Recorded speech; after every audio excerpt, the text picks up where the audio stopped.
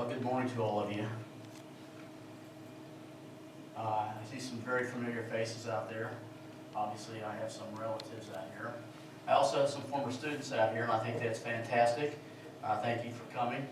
I was asked whether or not we would fill the entire room, or whether we'd probably have 10 or 15 people. It doesn't make any difference to us, primarily because we think that the murder of President Kennedy for the last 55, going on 56 years is that important, whether we talk to 2 people or 200. And what we're doing right now is trying to share with you our research over all these years. And I'm going to start off my presentation by at least letting you know that David Knight, who gave the presentation here, David had the opportunity to give a presentation in Dallas this past year and blew the socks off of everybody. And I mean that primarily because I've been getting emails from top researchers all over the nation who want to put David out into presentations all over the United States because of the research that he has done. And I'm proud to say that David was my student, and at the same time, he has come across some fantastic material that is new in the community and is going to present that today. And with that new material, it definitely leans toward conspiracy 100%. Before I get started here, let me kind of ask by the show of hands, how many of you believe that Lee Harvey Oswald committed the murder of President Kennedy alone and unaided? Okay. The good majority of the people in the United States feel the same way about that. And after 55, going on 56 years, what are we going to do about it? Well, when I was a lot younger, I kind of felt that we'll petition the United States government, we'll go through all the things that we've learned in high school and college, and do those things with the idea that we will open up this particular case. Well, we have, but certain entities inside the United States government have decided that they don't want to look at this. Well, it's been 55, 56 years. Let me just show you where my research leads, and also, if you have questions on this, raise your hand and I'll try to explain some of this material. Because when you get this deep into the research, you're going to come across names that I'm sure some of you have never heard. And if I see a hand up there, I'll try to explain who that is. And in some of the, I'd say, and not only the entities that are inside the United States government, but the entities that are involved inside the Central Intelligence Agency, the National Security Agency, the Office of Strategic Service. I mean, we're going to go back and do a history lesson a little bit, but we're going to do it with the idea that we're opening up some things that you never learned in high school. So we're going to start off by going back to November of 1986. In November of 1986, as the sale of weapons was made public, Lieutenant Colonel Oliver North was dismissed by President Ronald Reagan. In July of 1987, North was summoned to testify before the televised hearings of a joint congressional committee that was formed to investigate the Iran-Contra scandal. A statement made by Lieutenant Colonel Oliver North during his testimony in the Iran-Contra hearings in 1987. In answering some of these questions, he says, the director, the CIA director, William Casey, wanted to go to an off-the-shelf, self-sustaining, standalone entity that could perform certain operations outside the government and then cover it up under the blanket of national security. Well, my father, when he was alive, asked me, he was upset about this Lieutenant Colonel Marine doing this, and he was so upset because he was a Marine, but he just says, what is he talking about here? And I kind of looked at him and I said, well, Dad, what do you think it is? What do you think he's talking about? And he goes, I'm not sure. And I said, well, are you not sure, or you don't want to, you don't want to, veer out and say, maybe this is what it is. I said, he's talking about assassinations. That's what he's talking about. And off the shelf. And off the shelf. It's already been made. It's the CIA, the United States military, already has an operation, and it's put up on a shelf. It's on the back burner. All these little cliches that we talk about. All they have to do is pull it down and put it into an operational use. It says, a self-sustaining, standalone entity that can perform certain operations outside the government. So in other words, the United States government's not going to put its stamp of approval on it and say, yeah, go out and kill these people. But we already have it, and we can use it whenever we want to. And then cover it up under the blanket of national security. Is that what we did in the Kennedy assassination? This is the CIA's framework for covert assassinations. It's the Executive Action Program, which we'll get into. The program is called Frontier Justice, the men and the institutions who terminated the life of President John F. Kennedy, including an examination of the Scorzani papers, evidence for the plot to kill JFK by Major Ralph P. Gaines, United States Air Force, retired. Otto Scorzani, a United States intelligence instrument and covert assassination operative during the Cold War. Otto and Elsie Scorzani were great friends of the United States and the West, an undying enemy of communism. The Scorzani Papers is the factual history of Lieutenant Colonel Otto Scorzani and his wife Elsie, as revealed by his personal papers, official government documents, and the personal accounts of those who knew him. It does so perhaps the most enigmatic story of intrigue to develop out of the ashes of World War II and lays to rest countless falsehoods. The research for Major Gaines' book includes an exhaustive study of thousands of documents along with interviews of key participants. These four World War II American leaders bear the responsibility for, well, let me tell you who they are. Dwight David Eisenhower, General Lyman Lemnitzer, Allen Dulles, John J. McCloy. They bear the responsibility for the deployment and implementation of the Executive Action Program. That is an assassination program, which we were appalled back in the 70s that our Constitution would even allow us to have something like this. Oh my God, I heard people say, we don't do stuff like that. Get real, guys. We've been doing this for years. We just didn't let you know in your history books. They are responsible for the dogma of plausible deniability, the deployment of an American covert assassination icon, and the secret of a protected asset, Otto Scorzani. How many of you know who Otto Scorzani is? You ever hear the term before? Okay, I'm going to show you who he is after we do a little history here. Warren Commission members, 1963 through 1964, investigating the murder of President Kennedy. CIA Director Allen Dulles. John J. McCloy, Rockefeller banker. Perhaps one of the most incongruent relations is the fact that two members of the Warren Commission, Allen Dulles and John J. McCloy, were instrumental in the establishment of Otto Scorzani in 1949 as a covert assassination asset for the CIA and military intelligence, and were aware of his secret network.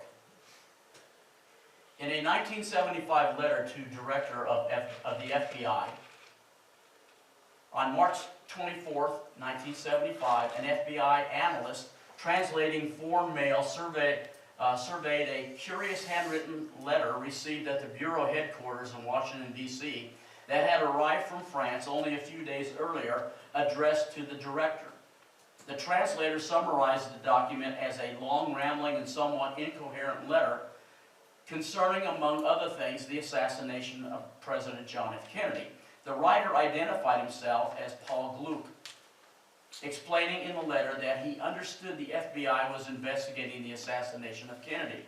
He pointed out the tensions that existed between Kennedy and the CIA, and he identified those responsible for Dallas as the CIA agents relieved of their duties in the wake of the Bay of Pigs disaster. Part of the letter, Mr. Director, only you can clear Otto Skorzeny of the guilt of being an agent in the Dallas operation with the passive complicity of Alan W. Dulles. I end here with the hope of seeing the Dallas enigma solved. People, that was in 1975. We're 2019. We still don't have closure on this, and I'm not sure if we ever will. But you need to know, little by little, this stuff is coming out of the National Archives. A very interesting desk picture. Sitting on President Eisenhower's desk in 1961 is a picture of Otto Skorzeny. Okay? President of the United States has Otto Skorzeny on his desk. What the hell for? We're going to find out. President Kennedy was surrounded by enemies. As Americans, we didn't see the division between JFK and his Joint Chiefs of Staff. He is at war with his generals, the CIA, and the entire national security state. President Kennedy encountered major differences of opinion with his Joint Chiefs of Staff over how to solve these military issues. The Bay of Pigs in Cuba, the Cuban Missile Crisis, the Berlin Crisis, and NATO. Interventions in Laos, Cambodia, and Vietnam. Products of total war. The Joint Chiefs of Staff, the Office of Strategic Service, and later the CIA, were the products of total war. The use of nuclear weapons on a worldwide stage, World War II, in which military solutions were the only solutions and their side had been victorious. JFK, one generation removed from his military leadership, was acutely aware that this mindset at the Pentagon and CIA were born of a unique conflict in which military solutions had been paramount only because of total war environment, in which diplomacy had already failed. Tactical nuclear weapons becomes an institutional carryover from World War II and promoted by the United States military during the Cold War to protect our national security. Democracy and the national security state. Of course, I could digress and talk about what's going on today, about democracy and the national security state, but I'm not going to do that. I don't have time to get into that, and but I'm sure you're keenly aware that we have some confrontations today. A democracy within a national security state cannot survive. President Truman's decision to base our security on nuclear weapons created the contradiction of a democracy ruled by the dictates of the Pentagon, the CIA, and NATO. A democratic national security state is a contradiction in terms. The insecure basis of our security then become weapons that could destroy the planet. To protect the security of that illusory means of security, which was absolute destructive power, we now needed a ruling elite of national security managers, I call them guardians of the republic, with an authority above that of our elected representatives. Plausible deniability. So from that point on, our military industrial managers made the real decisions of state. President Truman simply ratified their decisions and entrenched their power, as he did with the establishment of the CIA, and his National Security Council did with its endorsement of plausible deniability. Plausible deniability. In our Cold War history, the unspeakable was the void in our government's covert action doctrine of plausible deniability, sanctioned by the June 18, 1948 National Security Council Directive, National Security Council 10/2, under the direction of Alan Dulles and General Lyman Lemnitzer. the CIA and the Pentagon interpreted plausible deniability as a green light to assassinate national leaders, executive action is what it was called, and overthrow governments, and lie to cover up any trace of accountability. When that was brought out in the 70s,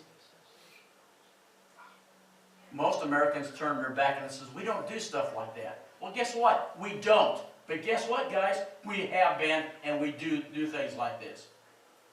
Okay? Executive action is a term used by the Central Intelligence Agency in direct support of the Joint Chiefs of Staff. In the early 1950s and 60s, this phrase was in reference to their assassination operations and capabilities. These operations were often conducted by the CIA's Division D, a subsection of the agency's Directorate of Operations. William Harvey. Anybody hear of William Harvey? Okay. William Harvey's role inside the CIA Staff D was the administrator of the Executive Action, codenamed ZR Rifle Assassination Program.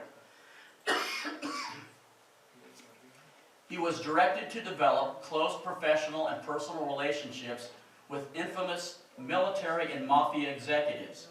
He controlled and dispensed authorized anti-Castro guerrilla teams at the peak of the Cuban Missile Crisis, when any such provocations were dangerous and destabilizing to the authority of our government's executive branch.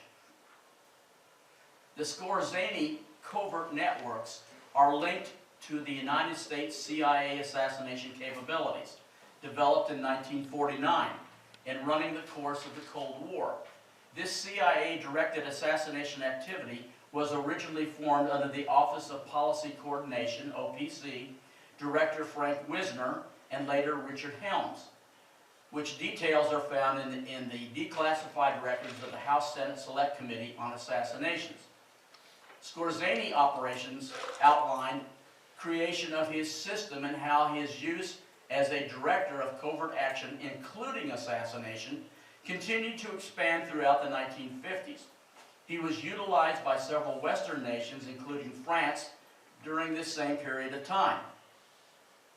William Harvey, his career was effectively ended by a stroke of a pen, set in the hand of a 37-year-old Attorney General of the United States, Robert F. Kennedy, on October 30th, 1962. By January of 1963, he was sent to Italy as CIA station chief. William Harvey is a completely justifiable suspect in the assassination of President Kennedy. The military-industrial complex. Truman's successor, President Eisenhower, also failed to challenge in his presidency what he warned against in its end, the military-industrial complex. He left the critical task of resisting that anti-democratic power in the hands of the next president, John F. Kennedy. When President Kennedy stood up to the Pentagon, the CIA, and the military-industrial complex, he was treated as a traitor. The doctrine of plausible deniability allowed for the assassination of a president seen as a national security threat himself. If you're going to get this deep into the Kennedy assassination, this is where you have to go. Robert Bauch, a dedicated and loyal Secret Service agent to John and Robert Kennedy and JFK Secretary Evelyn Lincoln, said, "The men who gain power and play God don't gamble and roll the dice. They don't believe in fate or coincidences. The men who were responsible for President Kennedy's death stole power away from the country and forever changed the world we live in." The CIA and the Pentagon viewed JFK as a traitor and evaded and stalled his orders. They even went as far as to keep Khrushchev's correspondence from him. President Kennedy said the men who surrounded him, all had collective death wishes for the world. The research into the murder of President Kennedy by many dedicated individuals has brought us to the edge of the frontier. It exposes the men and the institutions who targeted President Kennedy. It uncovers the design of this execution. It examines the plan and concept for this operation. It confirms who composed the orders to facilitate this murder and reveals some of the participants in the Dallas operation on November 22nd, 1963. The purpose of this presentation is to present a sensible and intelligent answer to who and what murdered President Kennedy. It will clarify and interpret some of the newly released information from the JFK Act and the Assassination Records and Review Board. It will illustrate and explore some of the independent research from authors who have tried to unravel this 56-year-old homicide. Most of you participating in this lecture are in agreement on one thing.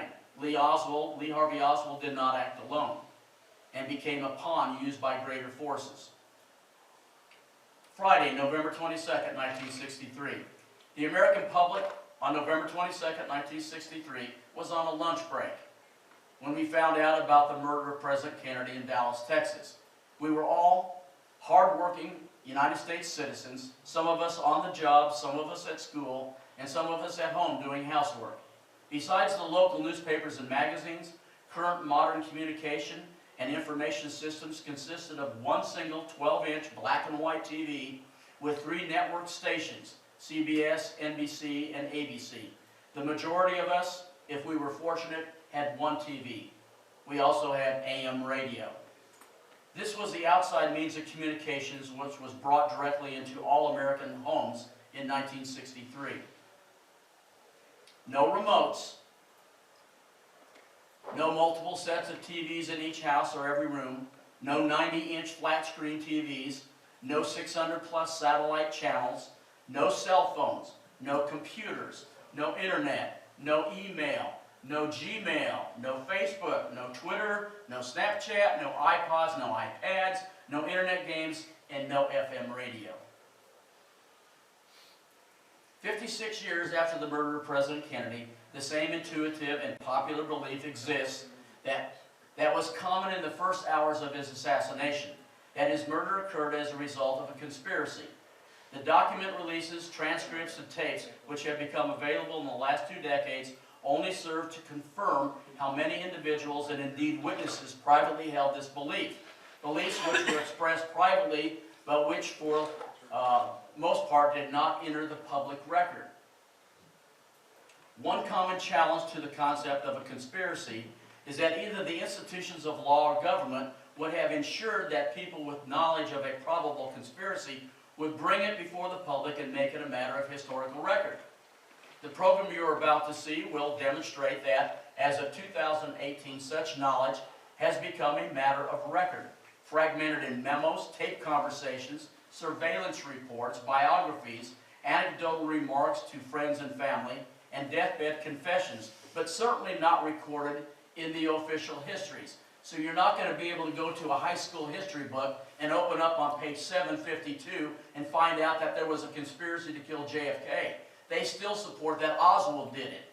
Go back to your history books. You talk about the bullshit in our American society, it's right there. John F. Kennedy's assassination is rooted in our denial of our nation's crimes in World War II that began the Cold War and the nuclear arms race.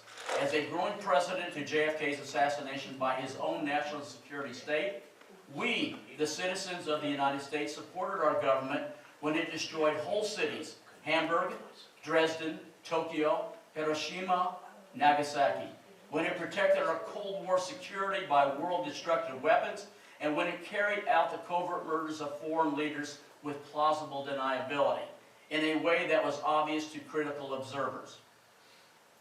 The unspeakable. By avoiding our responsibility for the escalating crimes of state done for our security, we who failed to confront the unspeakable opened the doors to JFK's assassination and its cover-up. The unspeakable is not far away.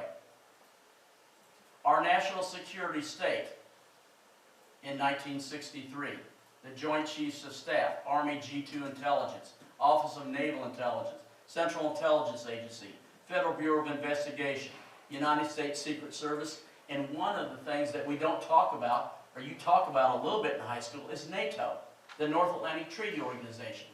And for God's sake, I do not think President Trump has any idea what the hell this is. Okay? And the biggest thing in there is the Pentagon.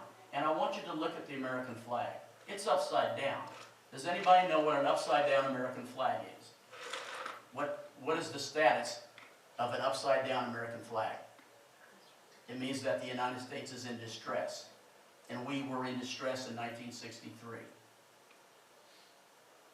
Our national security state, the men who operated these institutions during Kennedy's administration: Lyman Lemnitzer, Allen Dulles, Joint Chiefs of Staff, CIA, General Laureus Norstad, NATO, Admiral Arleigh Burke, General Curtis LeMay, Director James Angleton, Richard Helms, Edward Lansdale, J. Edgar Hoover, and James Rowley. Guardians of the Republic. The lunatic fringe. The government of the United States of America was responsible for the murder of John F. Kennedy, and the leaders and beneficiaries were green and blue uniforms, which had a lot of citations on the tunics, gold braids on the hats, gold or silver marks of rank, and striped pants that ended just above their highly polished shoes. The November 22nd, 1963 execution of John F. Kennedy was the final act.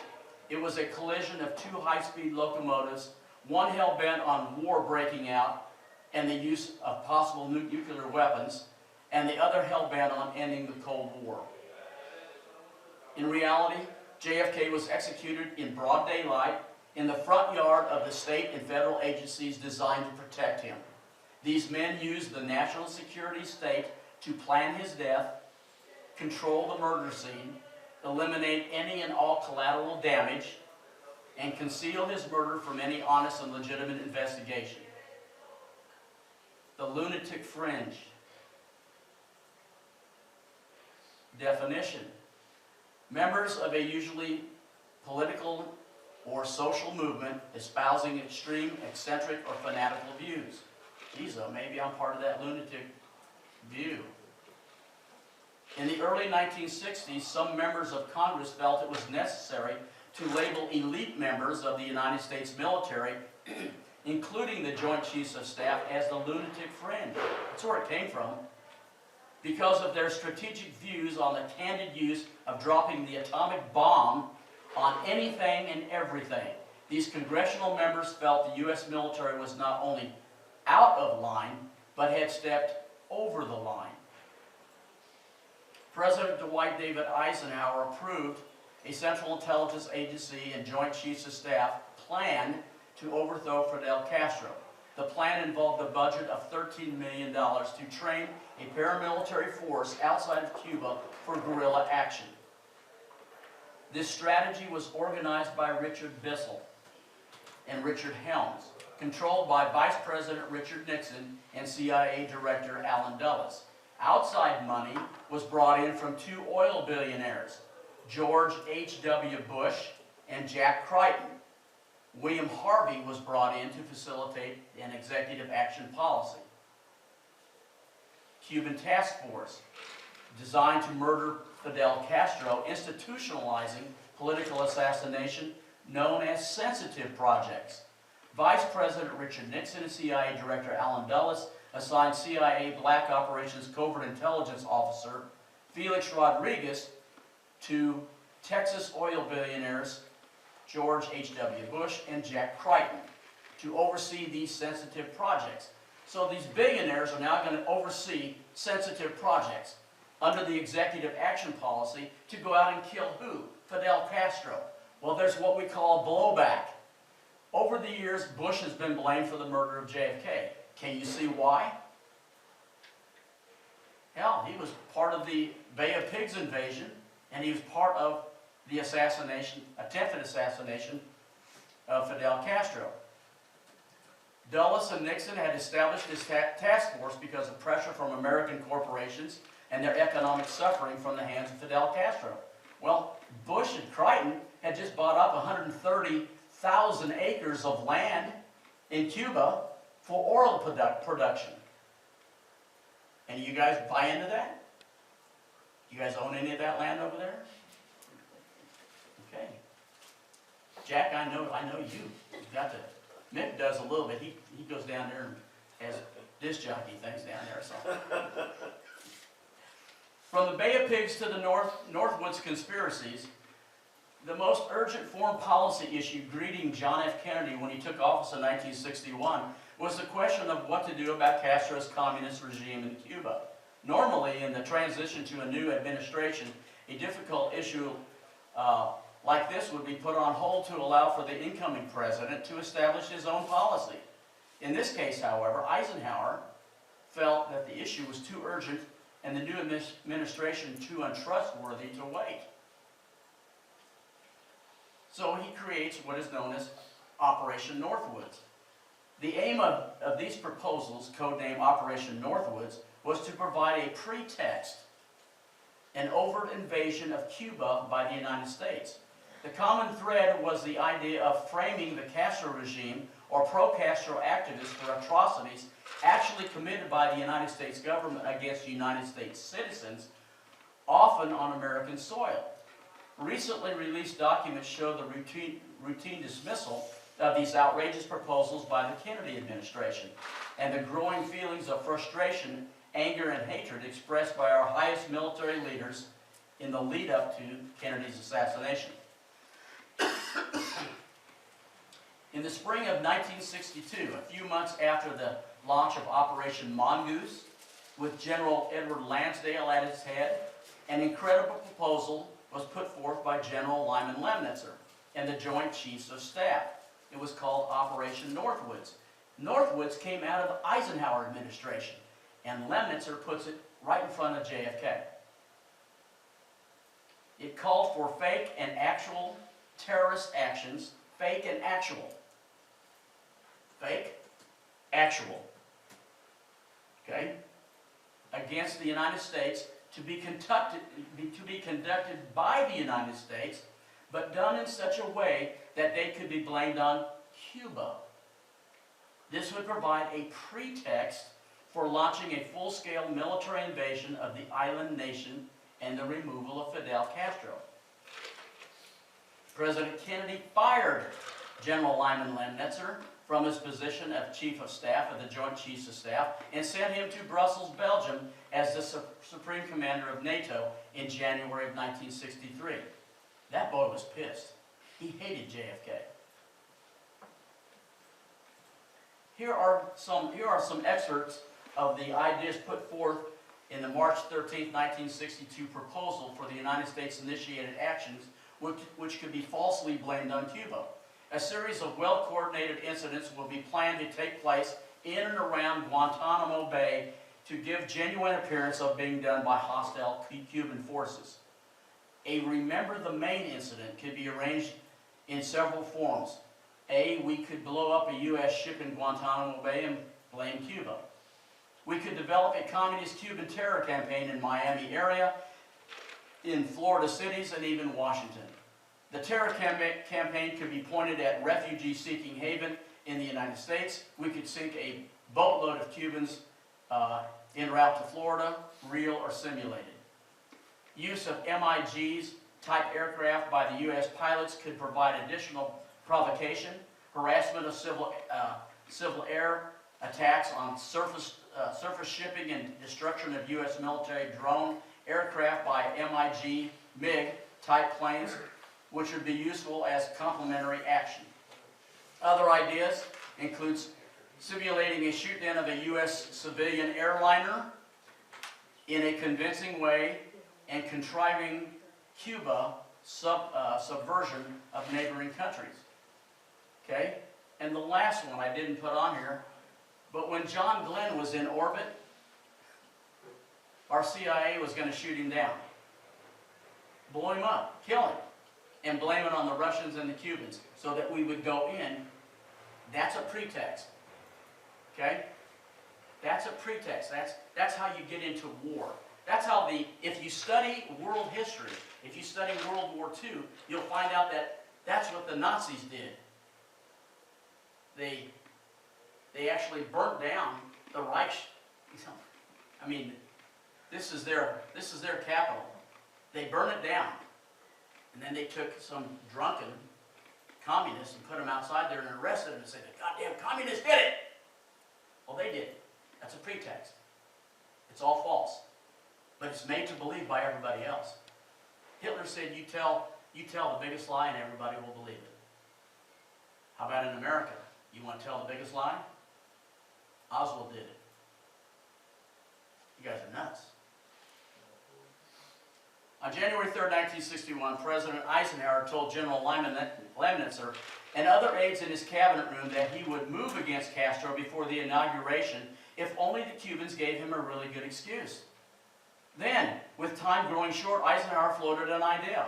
If Castro failed to provide that excuse, perhaps, he said, the United States could think of manufacturing something that would be generally acceptable. What he was suggesting was a pretext, a bombing, an attack, an act of sabotage, an assassination carried out secretly against the United States by the United States.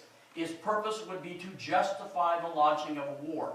Now, I can tell you guys right now, that sounds like utter bullshit, doesn't it?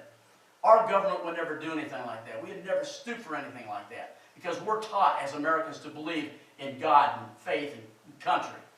Well, I believe in all that. The problem is that we've been doing that for years. You just didn't know it.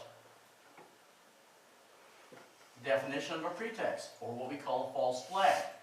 The contemporary term pretext or false flag describes covert operations that are designed to deceive in such a way that activities appear as though they are being carried out by individual entities, groups, or nations other than those who actually planned or executed them. Lance DeHaven Smith states, the term false flag originally referred to a pirate ship that flew false flags of the home country of the ships that were approaching to attack and board. The pirates used the false flag as a disguise to prevent their victims from fleeing or preparing for battle. The term today extends beyond naval encounters to include countries that organize attacks on themselves and make the attacks appear to be by enemy nations or terrorists, thus giving the nation that was supposedly attacked a pretext for domestic repression and foreign military aggression. I don't know, do we have something in the news today?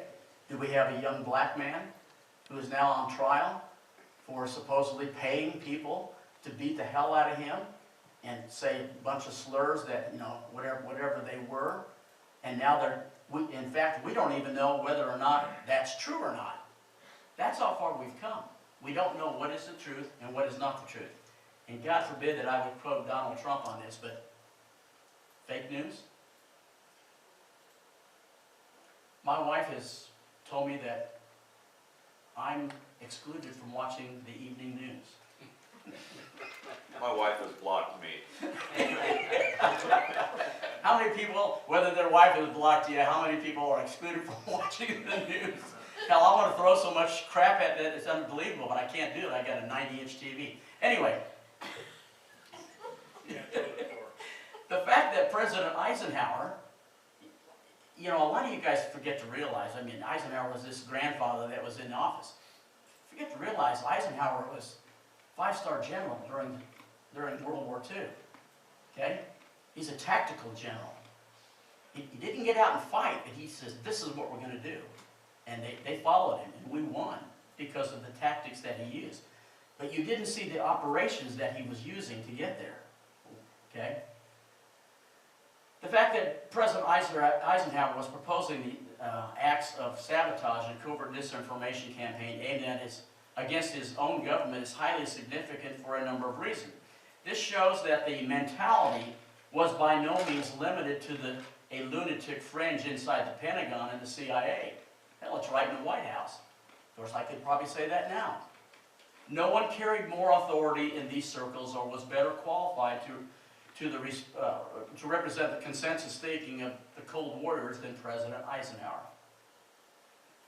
As President Eisenhower did not need to resort to subterfuge, since he believed that the Castro regime represented a threat to the security of the United States, he could have authorized action against Cuba and asked the American people and their elected representatives in Congress for their support. We can only conclude that the President and his advisors lacked confidence in the democratic institutions they were sworn to uphold. Clearly, these men firmly believed that the war against communism, Castro, and Cuba was too important to be entrusted to the democratically elected government of the United States. Extraordinary measures were justified to save the American people from themselves. Of course, no invasion of Cuba by U.S. forces was ever authorized. However, the U.S.-backed exile invasion eventually went ahead with the approval of President Kennedy and became infamous as the Bay of Pigs fiasco. Kennedy was sold on the idea by Allen Dulles and Richard Bissell of the CIA on the basis that the role of the United States would be strictly covert and deniable. They claimed that the arrival of the invasion force would spark a massive uprising against the Castro regime on the island. This appealed to Kennedy's thinking regarding counterinsurgency.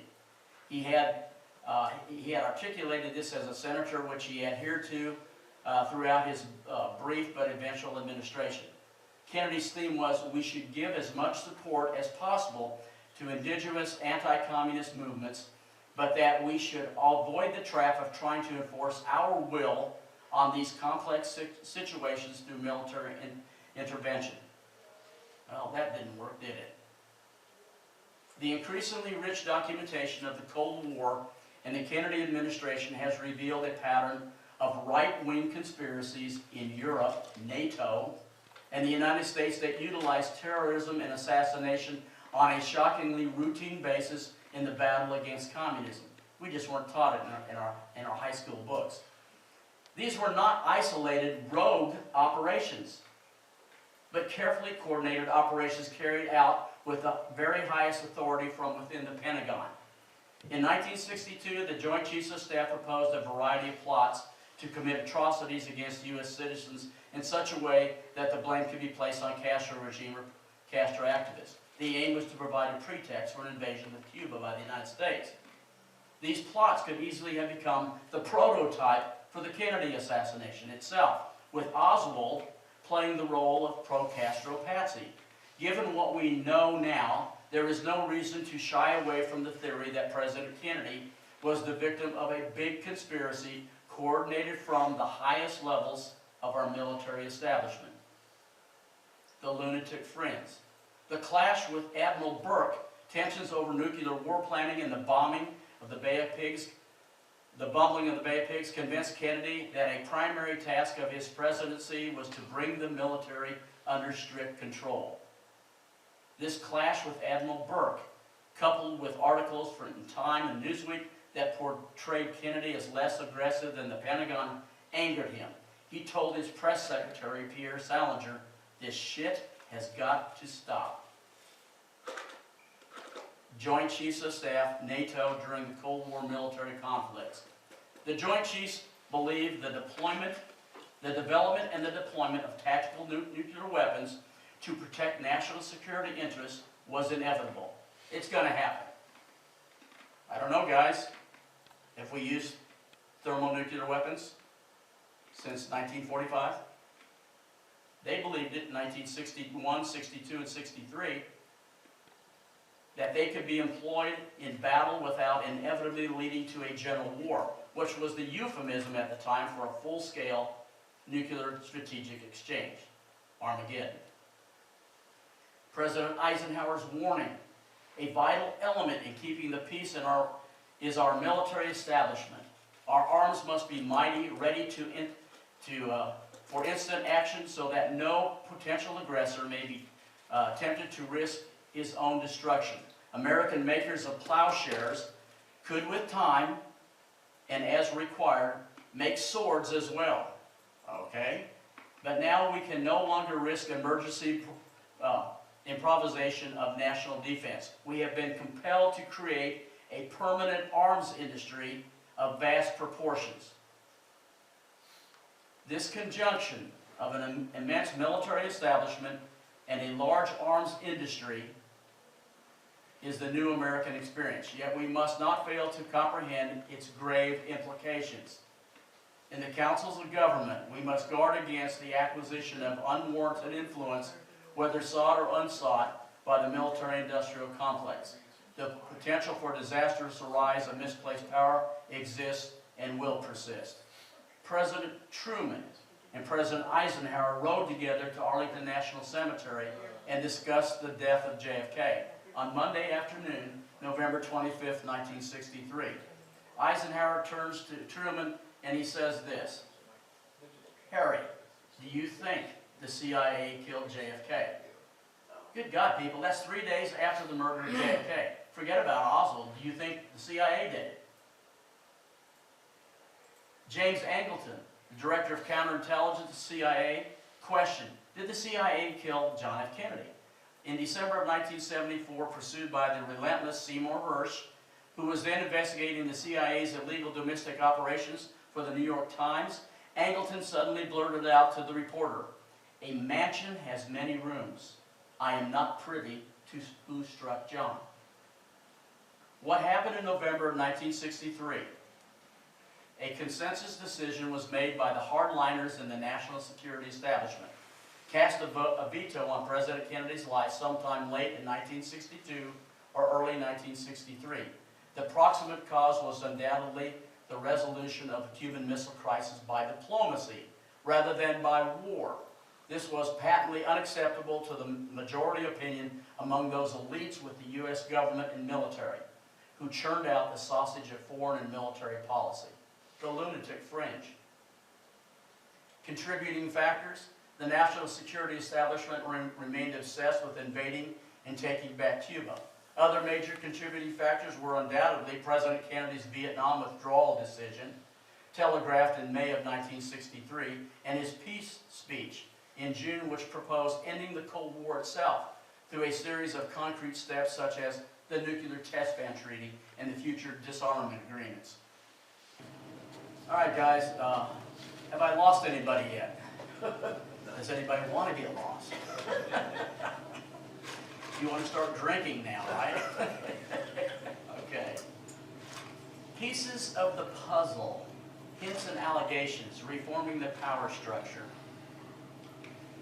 Tennessee Senator Albert Gore Sr. uncovers a military conspiracy against JFK in 1963. Anybody hear about this? Okay. Tennessee Senator Albert Gore knew that General Lyman Lemnitzer was a secret operation expert. In 1943, he had been in charge of the negotiations to cause a rift between Italy and the Third Reich of Adolf Hitler. And in 1944, along with Allen Dulles, he led the secret negotiations with the Nazis in Ascona, Switzerland, to prepare Germany's capitulation, and it was called Operation Sunrise.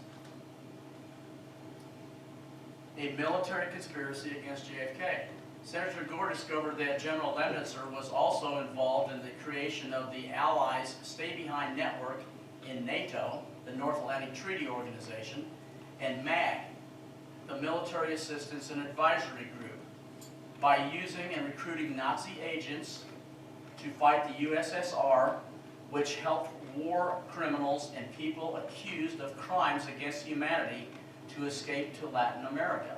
However, Gore was not able to corroborate Lemnitzer's involvement. And I'm sure over the years you guys have heard that, well, you know, we were involved and the Nazis got over here.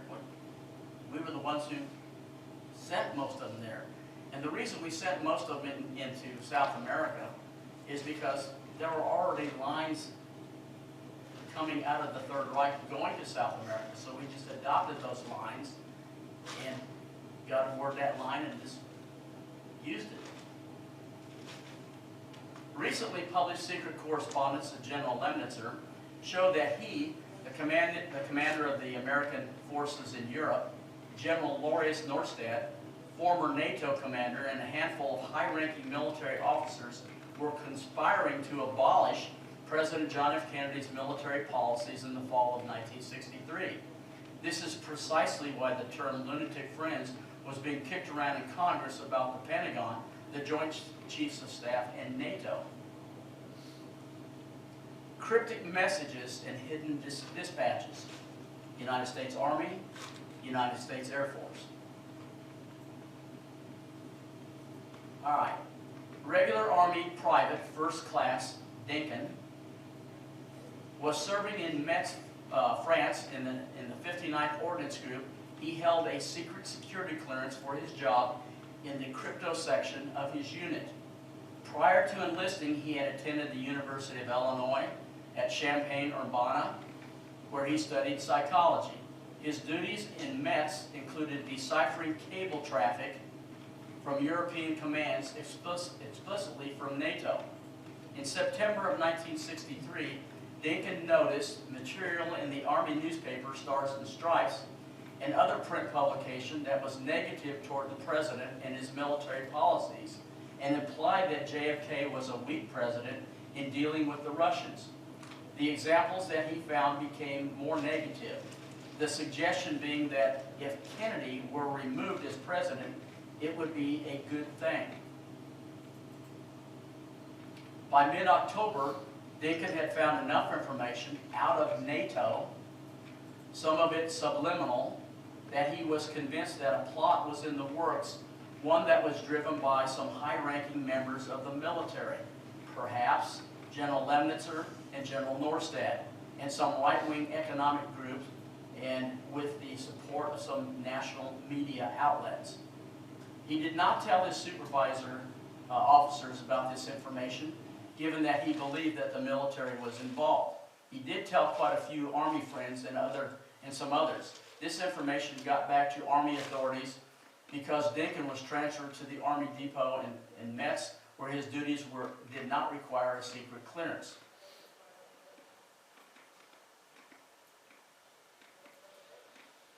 Dinkin's studies forced him to conclude that a plot to murder President Kennedy would materialize around November 28, 1963, in Dallas, Texas, and that his removal, JFK, would be blamed on a communist or a Negro. His material was coming out of NATO. Anybody hear about this? This is stuff that's coming out of the National Archives.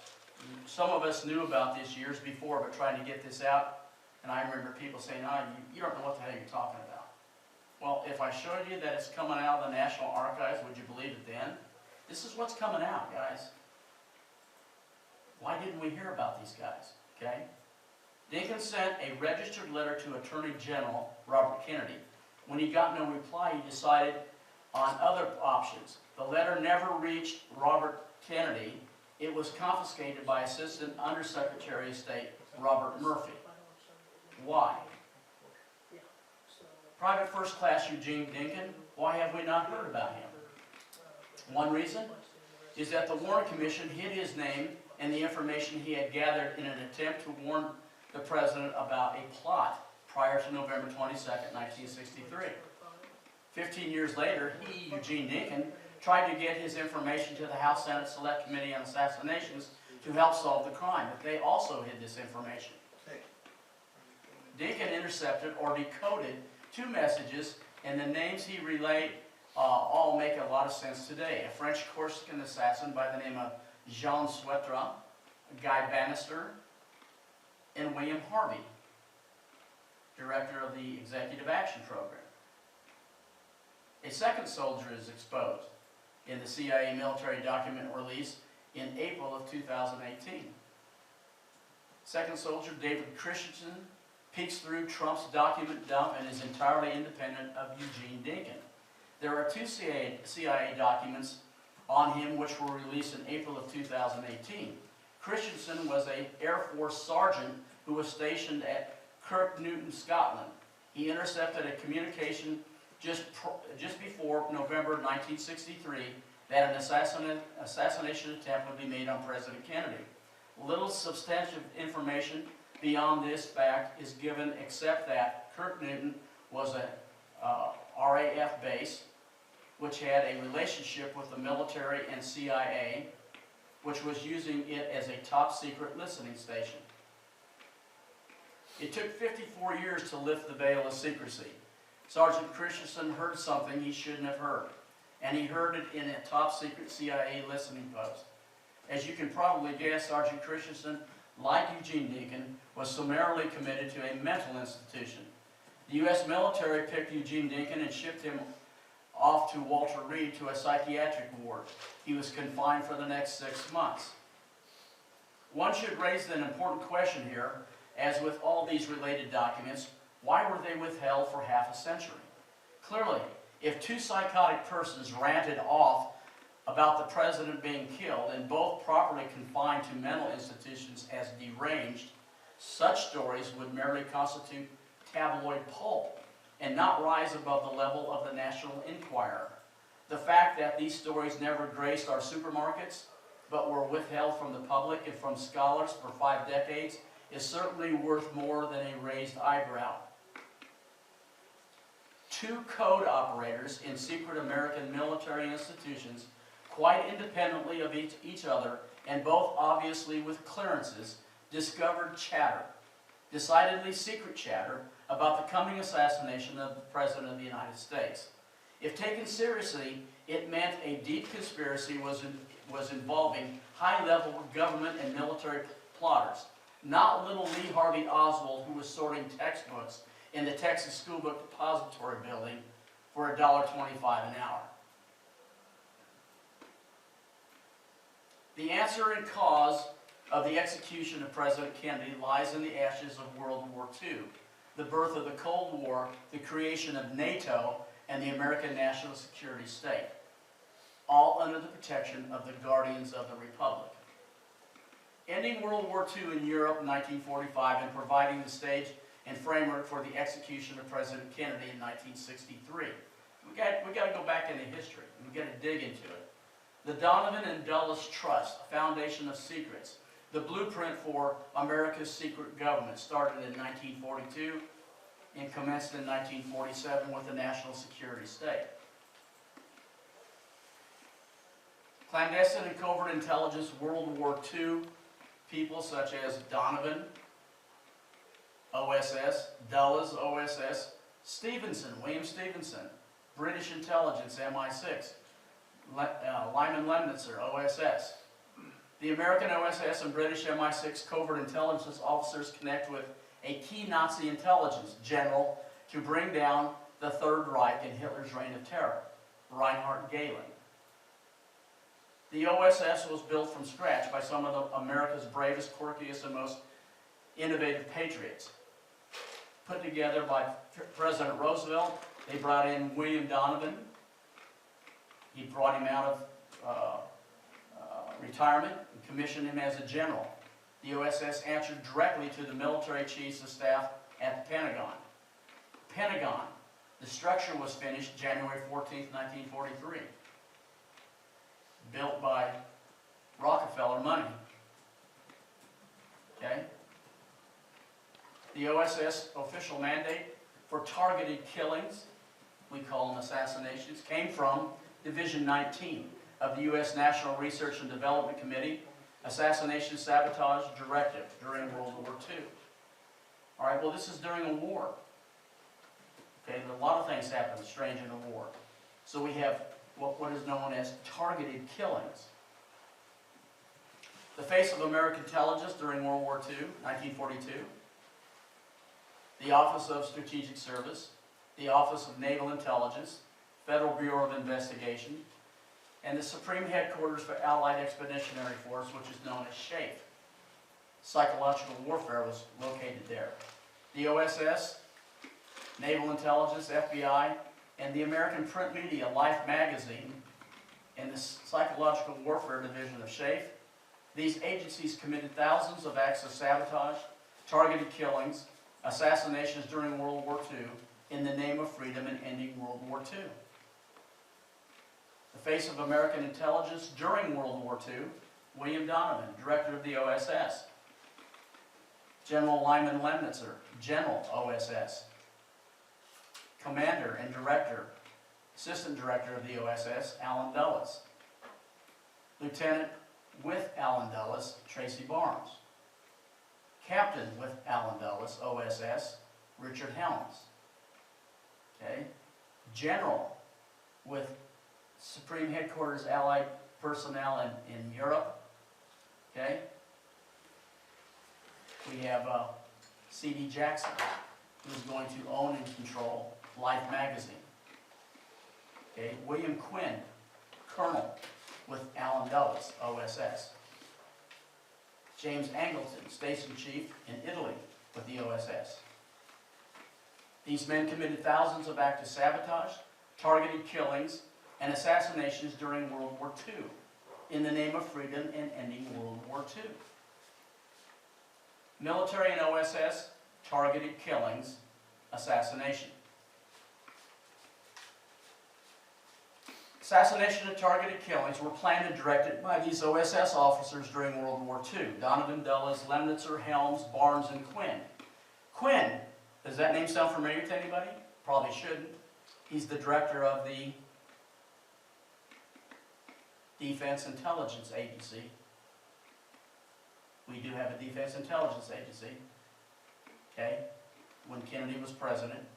At least since World War II, a distinction had been drawn between assassination of civilian leaders and targeted killings of leaders of fighting organizations. Some cases were blurry, such as the British-Czech Operation Anthropoid, the killing of uniformed SS officer Reinhard Heydrich, the acting rights protector of the Protectorate of Bohemia and Moravia, a failed attempt by British troops to kill Field Marshal Erwin Rommel, was clearly aimed at a military leader, as was the successful shooting down of Admiral Isakuru Yamamoto.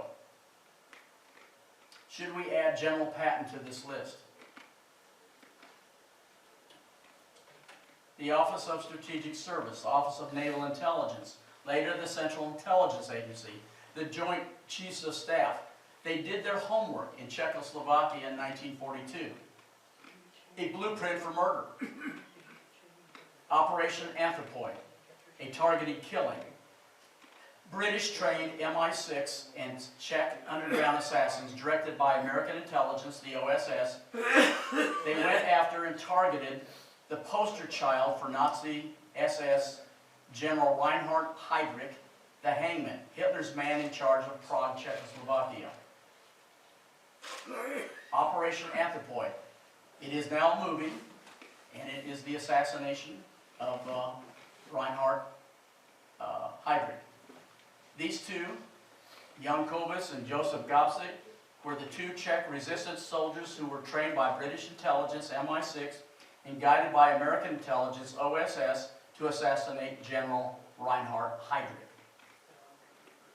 The assassination of Reinhard Heydrich, May 27, 1942, died June 4, 1942. How? A motorcade, a parade route, 2 turns, 1 hairpin turn, slowing the car, multiple shooters, multiple shots, and ambush from a grassy knoll. Heydrich was murdered while he rode in an open car in Prague, suburb of Leiden. A blueprint for murder? Does this World War II targeted killing assassination scenario seem familiar? Fingerprints of American intelligence from 1942 to 1963. The assassination of John F. Kennedy. A motorcade. A parade route. 2 turns. A hairpin turn. Slowing the car. Multiple shooters. Multiple shots. And an ambush from a grassy knoll. Kennedy was murdered while he rode in an Opel limousine in Dallas, Texas. Fingerprints of American intelligence.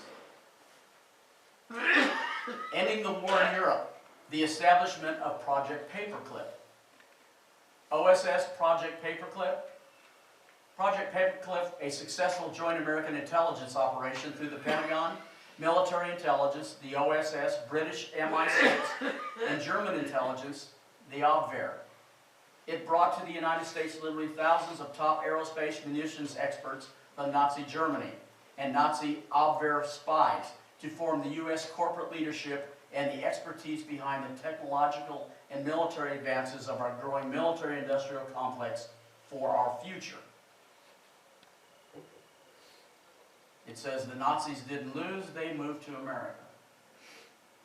The Dulles transaction. The secret arrangement between American OSS and Nazi Abwehr led by Allen Dulles and Reinhard Gehlen, SS General Abwehr, Nazi intelligence.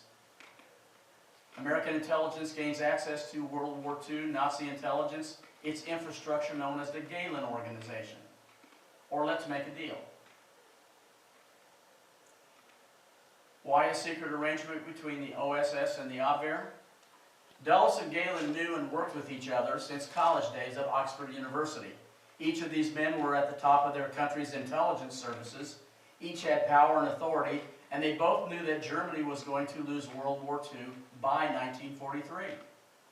The Americans and the Soviets had already allied themselves to each other in order to defeat the Third Reich. This alliance in the United States was condemned by the chiefs of staff, and specifically by General Patton. Nevertheless, the United States and the Soviets were united. Both Allen Dulles and Reinhard Gehlen came from affluent families. These families sent their sons to the best school money could buy. Oxford University in England was their finishing school. Both were trained in business, finance, and law. They were classmates in studying British intelligence, MI5 and MI6, where James Bond comes from. Okay? Allen and Reinhardt will travel to the United States and finish their apprenticeship for Sullivan and Cromwell, a top U.S. law firm located at Rockefeller Center. Their mentor is Sullivan and Cromwell top lawyer and Rockefeller banker, John J. McCloy. I.G. Farben, the chemical manufacturer of Zyklon B, the poison gas used in the Nazi death camps, and its associated companies were among the Nazi-era corporations that did business with Sullivan and Cromwell. Their chief contact at the firm was an attorney by the name of John Foster Dulles, who became Secretary of State in the Eisenhower administration. Sullivan and Cromwell thrived on its cartels and collusion. We've heard of collusion before, with the new Nazi regime. Say the firm's chroniclers. In 1933 and 1934, when the Nazis' brutal course was obvious, Dulles let off cables to the generals, to his German clients with the salutation, Heil Hitler. In 1935, he scribbled a screed for the Atlantic Monthly magazine dismissing the Nazi state terrorism as changes we recognize to be inevitable. Sullivan and Cromwell. These lawyers, Dulles, John Foster Dulles, Allen Dulles, John J. McCloy, and Reinhard Gehlen helped broker a $250 million loan to Adolf Hitler and Germany. From Chase Manhattan Bank, this loan, a Rockefeller loan, would help depressed, torn Germany rebuild its infrastructure and the Third Reich. This loan paved the way for a number of American corporations to heavily invest in Nazi Germany. Chase Manhattan Bank, Westinghouse, IT&T, Standard, Mobil, Ford Motor Company, J.P. Morgan, General Electric, American corporations. We're not making the world safe for democracy, we're making it safe for capitalism and those who own it. Project Paperclip, America's secret deal with Nazi Germany. The Donovan and Dulles transaction. Rockefeller had insurance to get his $250 million return. The best German scientists would come to the United States, 1,000 and plus in the areas of aerospace, V-1, V-2 rockets, which became NASA. Chemical and biological, sarin gas and its contaminants. Engineering and design, Saturn rockets, space shuttle design. Physicists, jet propulsion, 5,000 Abwehr agent spies to the United States. Project Paperclip, Donovan Dulles again. All Nazi intelligence files and counterintelligence agents, that's what we got. Reinhard Gehlen is taken to the Pentagon as a 3-star general. At the end of World War II, Gehlen will return to Germany and head the German intelligence, which is called the BND, for the United States. The U.S. employs the Gehlen Org, a black orchestra of spies, a covert agency under NATO. No prosecution of any of these Nazis.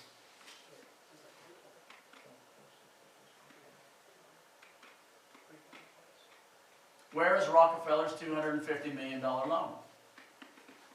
General Reinhard Gehlen, Hitler's #1 foreign intelligence officer, will spend the next 1.5 years depleting Germany of every ounce of gold and Reichsmarks in every German bank. He hides $9 trillion in gold bullion in caves in the Bavarian Alps. Now there's a program coming on TV later on this week. It's going to explore on the History Channel about the gold that was confiscated during World War II. I guarantee you they're not going to give you the entire story. I got this out of the National Archives and I got it out of Army intelligence. Okay? $9 trillion. They're going to say something like $250 million. $9 trillion. General Galen had access to all of the Nazi banks. He is Hitler's right-hand man in foreign intelligence. He is a 3-star general in the SS and can produce secret orders from Berlin to confiscate the gold. He has access to the timing and scheduling of American troop movements through Germany. Presence from Allen Dulles. Why? Why would Dulles give an SS general these troop movements? Well, because Dulles didn't want the Russians to get the gold when they came in through Berlin. The spoils of war, and it's Rockefeller's money. We want the damn money back to give to Rockefeller.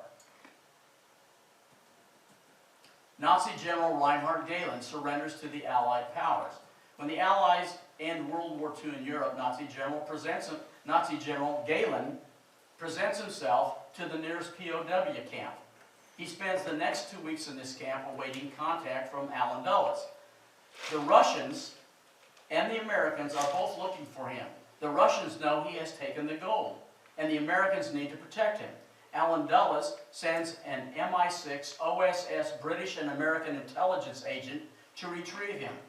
Colonel Clay Shaw picks up General Gehlen and delivers him to the Pentagon in Washington, D.C. within 24 hours. Gehlen is stripped of his Nazi generalship and presented with a 3-star United States Army uniform.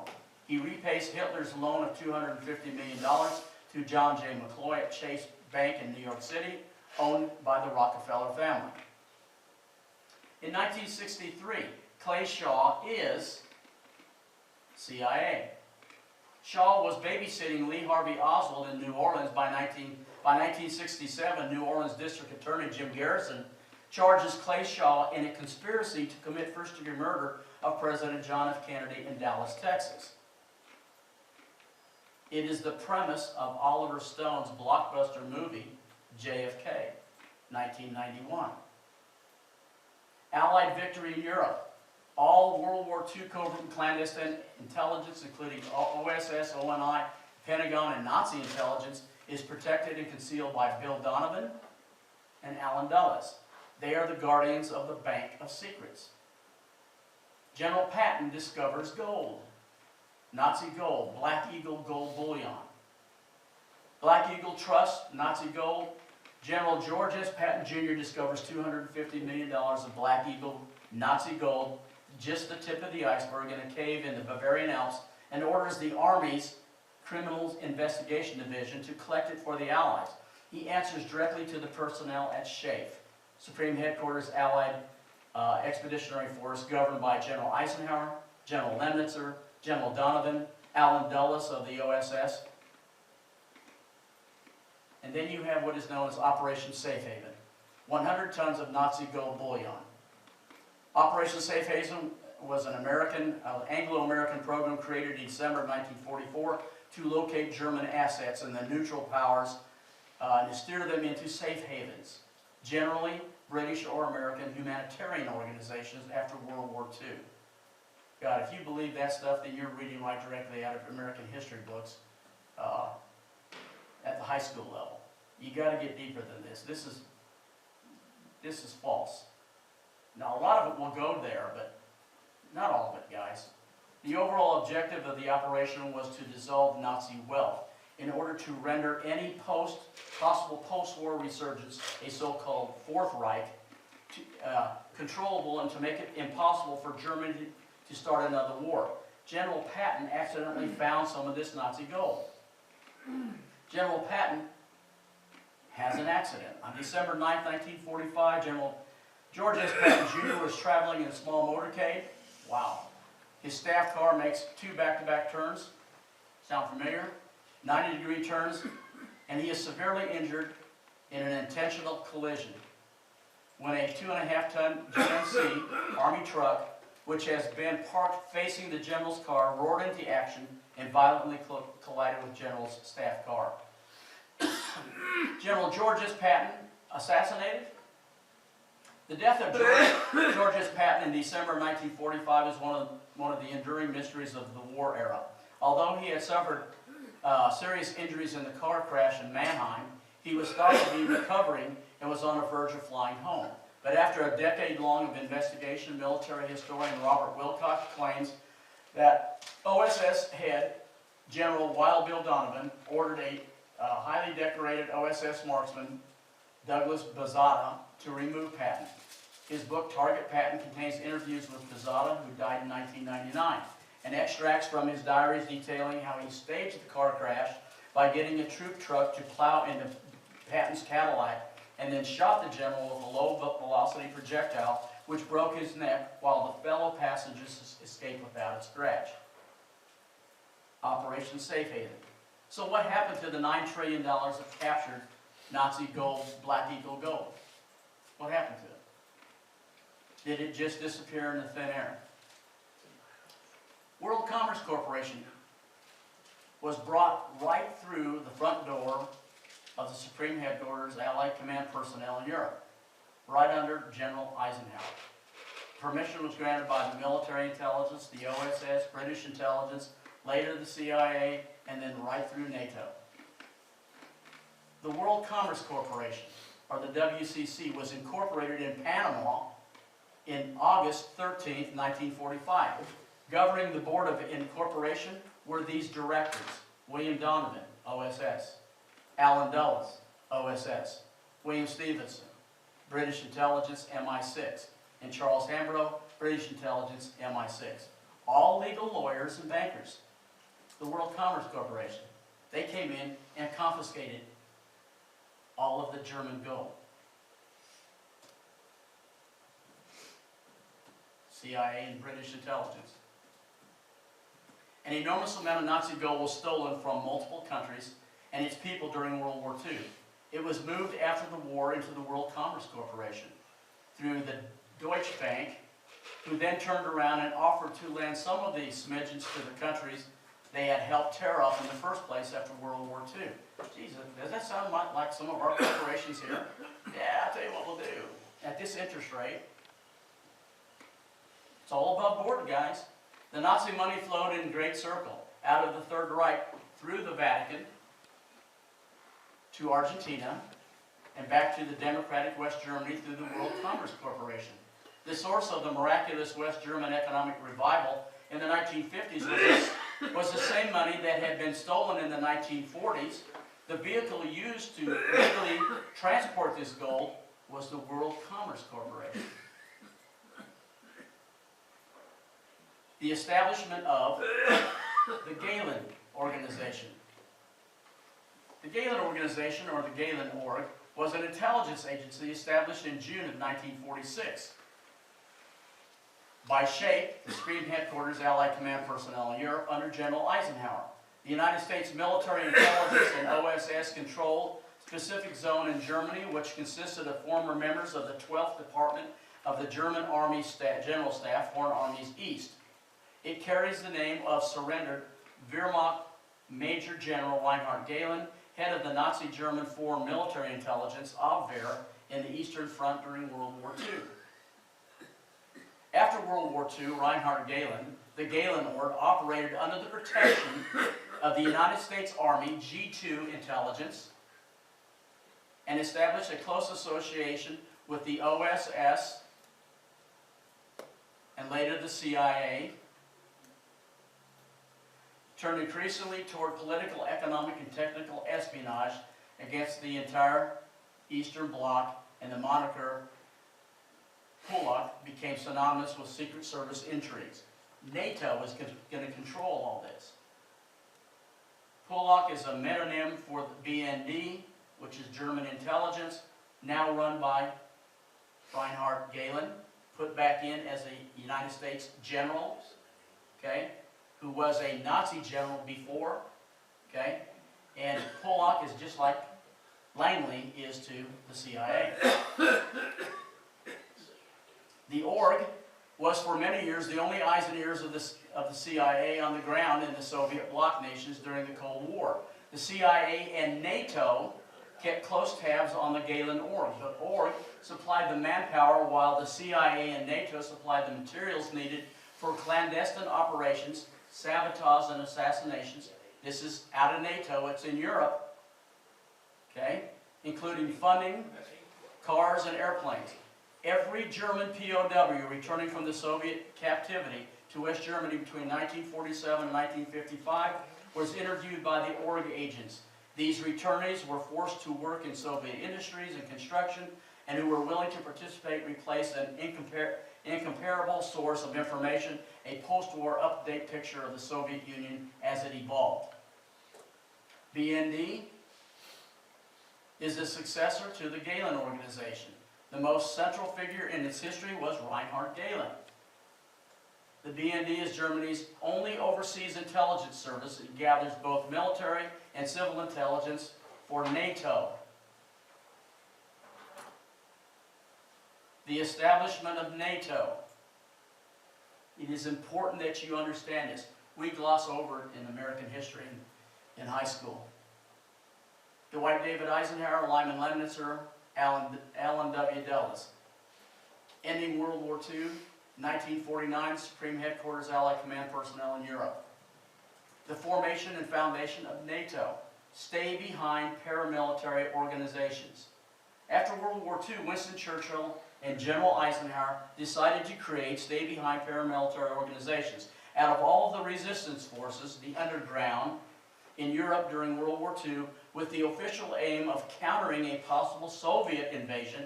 It's no longer Germany and Nazis. It now becomes the Soviet invasion through sabotage, guerrilla warfare, assassination behind enemy lines. The underground, the resistance against Nazi Germany before, during, and after World War II. Resistance movements during World War II occurred in every occupied country by a variety of means, ranging from non-cooperation, disinformation, and propaganda, to hiding crash pilots, and even to outright warfare, targeted kills, and the recapturing of towns. In many countries, the resistance movements were sometimes referred to as the underground. A lot of movies were made out of these things. The reason for NATO. The North Atlantic Treaty Organization, also called the North Atlantic Alliance, is an intergovernmental military alliance based on the North Atlantic Treaty, which was signed on April 4th, 1949. NATO would constitute a system of collective defenses whereby its member states agree to mutual defense in response to an attack by any external party. NATO's headquarters is located in Brussels, Belgium, where the Supreme Allied Commander also resides. North Atlantic Treaty Organization. General Lyman Lemnitzer, Allen Dulles, and Reinhard Galen were instrumental in helping establish NATO and an operation called Operation Gladio. Armed caches were hidden, escape routes were prepared, and loyal members recruited, whether in Italy or in other European countries. It was funded by the American military intelligence, including the OSS, the ONI, and the Galen Organization. Its clandestine cells were to stay behind in enemy-controlled territory and to act as resistance movements, conducting sabotage, guerrilla warfare, and assassinations. Operation Gladio. Set up shop in Italy. It provoked domestic terrorism and began terror campaigns on their own people, such as bombings and assassinations and false flag operations. Gladio organized schools for assassination in Belgium, Denmark, Germany, Greece, Luxembourg, Netherlands, Norway, Portugal, Switzerland, Turkey, Sweden, Austria, France, Finland, and its headquarters is in Spain. Operation Gladio is the undisputed historical fact. Gladio was part of the post-World War II program set up by the CIA and NATO, supposedly to thwart future Soviet communist invasions or influence in Italy and Western Europe. General Lyman Lemnitzer helped to establish and direct the Military Assistance Advisory Group, what they call the MAG program, beginning in 1949. The MAG program is a designation for United States military advisors to be sent to other countries to assist in training of conventional armed forces and facilitate military aid. Numerous MAGs operated around the world throughout the 1940s to 1970s under the control of NATO. If you know anything about Vietnam, Vietnam was slashed with MAG programs, military advisors. In fact, JFK sent in, 16,000 military advisors. I think they advised with the M16. The MAG program was the vehicle used by NATO and the Pentagon, General Lemnitzer, as a covert cover to hide within its infrastructure CIA-designated assassination teams. Let me repeat this. The MAG program was the vehicle used by NATO and the Pentagon, General Lemnitzer, as a covert cover to hide within its infrastructure CIA-designated assassination teams. Allen Dulles. If the CIA could commit assassination, it could commit it outside of the United States. That's where it's going to take place. The vehicle to move those CIA assassins in is the MAG program. Lemnitzer, CIA, and Dulles, the Executive Action Program. The MAG program was used exclusively by Otto and Elsie Skorzeny and their Skorzeny network as a tool to conduct international assassinations. Otto and Elsie Skorzeny. And that's the guy that picture was on Eisenhower's desk? Yes. Preventing the development of communism in Europe. Ex-Nazis led by SS General Reinhard Gehlen, the Gehlen Org, and other fascists made up the mass of agents, including infamous banker Lico Gelli and the P2 Masonic Lodge, with the chief military trainer and instructor for these paramilitary groups was Otto Skorzeny. These men and organization were sponsored by NATO. When you get into the Kennedy assassination, as long as we've been involved in this, you come across an immense number of people that were associated and said, well, let's see, P2 killed JFK. The communists killed JFK. Maybe the Masonic Lodge, maybe the Masons killed JFK. This is all under NATO. These are the organizations that were fighting against Nazi Germany.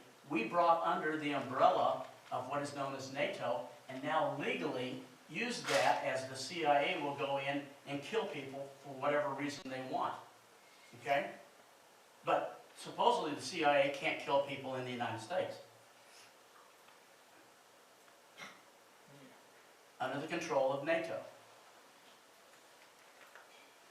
These schools for training assassins for indiscriminate, covert, and clandestine murder on a worldwide basis officially existed through NATO. Hell, that's why we pay very little attention to that in high school, because we don't even get into this. Holy cow. It took me a long time to figure out that these were schools within the NATO National Alliance. I mean, my God, people, this is crazy stuff. These covert and clandestine assassination schools were specifically conceived by elite OSS personnel, General Lyman Lemnitzer and Allen Dulles. Lemnitzer is going to be fired as the Joint Chiefs of Staff by JFK. Dulles is fired after the Bay of Pigs. These guys are the ones who made these schools. These schools were designed, protected, and implemented through NATO, the Joint Chiefs of Staff, the Central Intelligence Agency, the Gehlen Org, the U.S. Pentagon. John J. McCloy used Rockefeller money to fund these schools.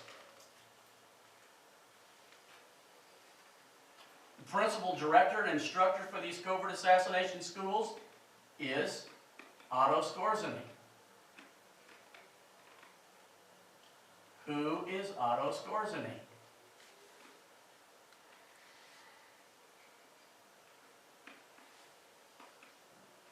look familiar to you? Looks like a German general.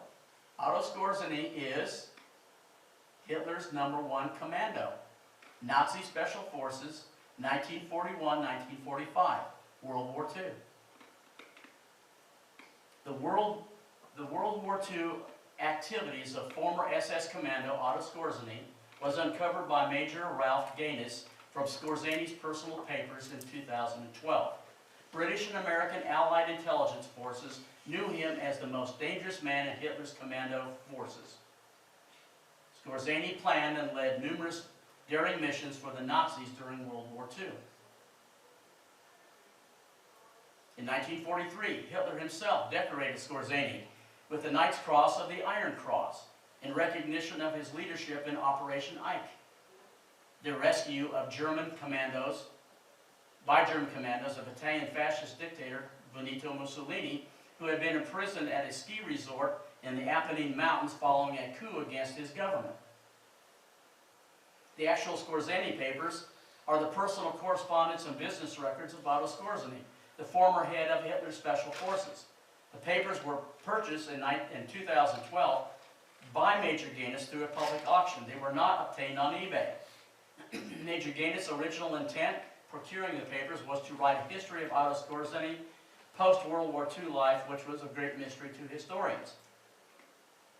Evidence reveals that Skorzeny gradually and methodically became involved in U.S. intelligence and covert operations during the Cold War.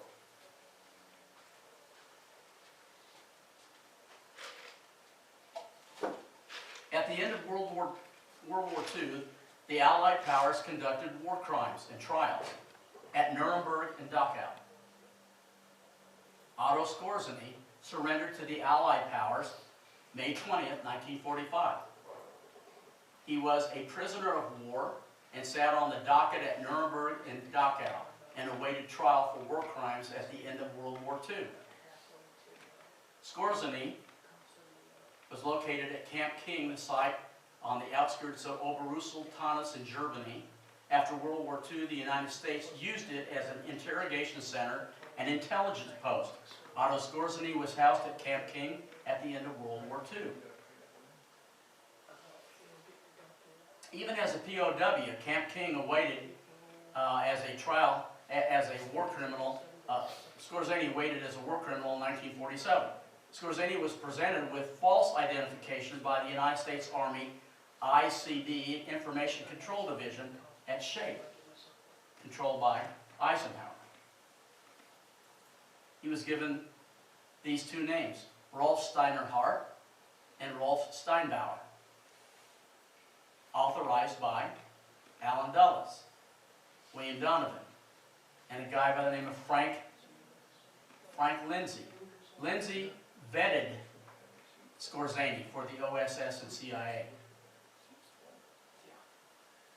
OSS General William Donovan, Commander Alan Dulles, and Commander Frank Lindsay vetted Otto Skorzeny. They groomed him as a covert assassination asset for the OSS and Army intelligence against the new enemy of the state, Russia and communism. Operation Compass Rose was a secret operation set up in France in 1947 by the United States, British, and French intelligence to counter internal communist threats to that country. Otto Skorzeny was directly involved in Compass Rose, actively working for French intelligence, SDECE, and a private paramilitary group set up by General William Donovan using former OSS and MI6 personnel.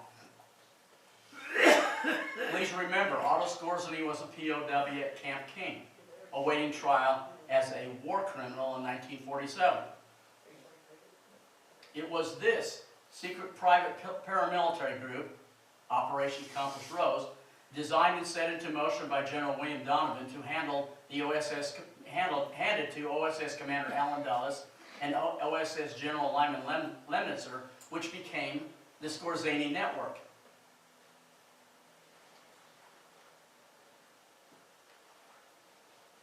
The military court in Dachau, August 18, 1947, the trial of Otto Skorzeny. Specific charge against Skorzeny, was allegedly violating the laws of war by infiltrating German soldiers in U.S. uniforms during the 1944 Battle of the Bulge, part of the Malmedy Massacre. Skorzeny and 9 fellow officers were brought before the military court at Dachau on August 18, 1947. The trial lasted 3 weeks. One of the key witnesses for Skorzeny would be British Wing Commander FFE Yo Thomas.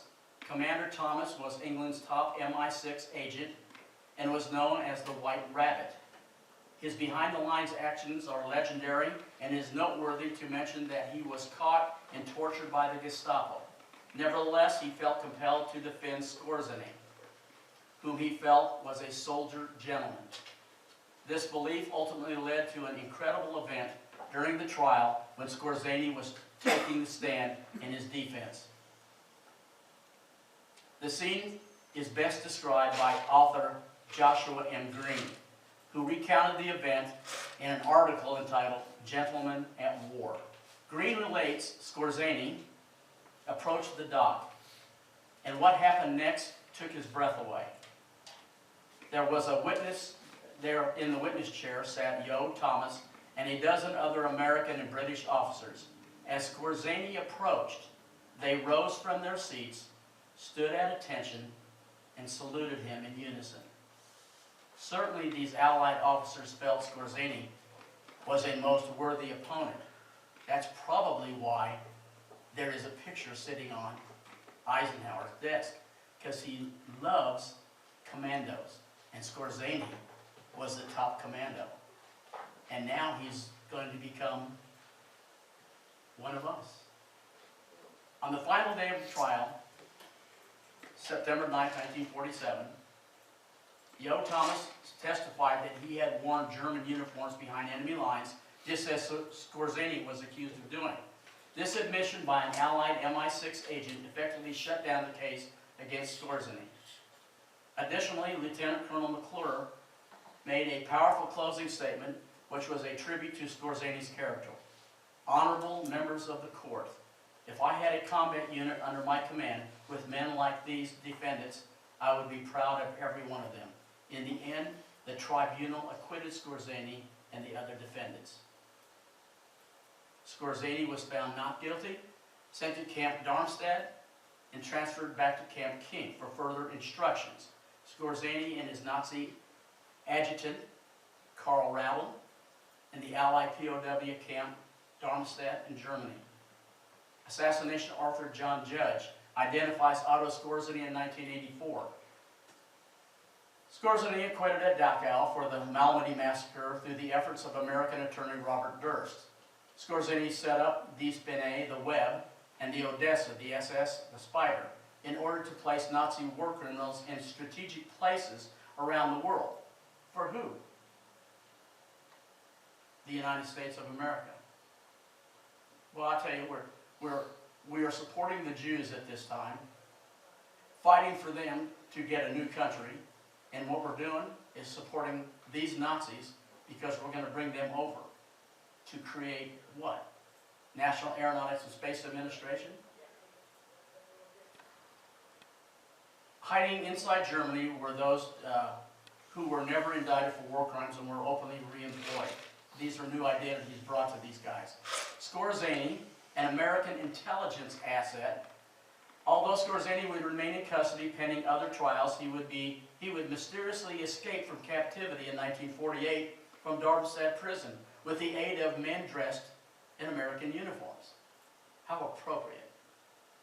These uniformed soldiers were American intelligence agents from the United States military, the Office of Strategic Service, and the newly formed Central Intelligence Agency.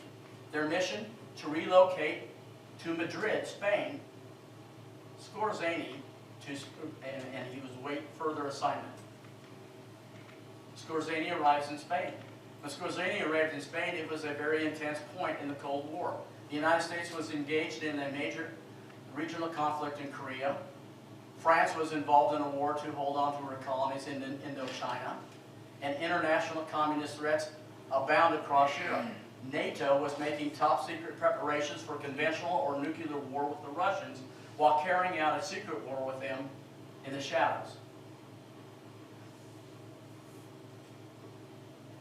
Otto Skorzeny, CIA and U.S. military covert assassination asset.